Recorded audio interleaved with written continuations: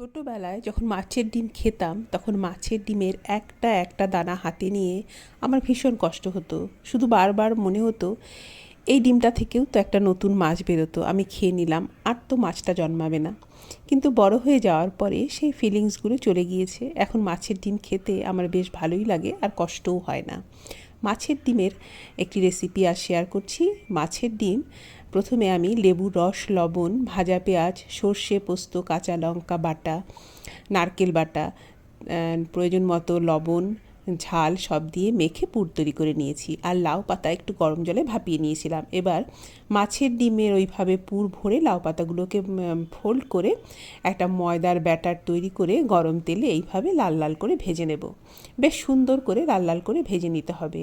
এবার এই বড়া গরম গরম ভাতের সাথে, কাঁচা লঙ্কার সাথে, একটু মাখনের সাথে খেতে খুবই ভালো লাগবে।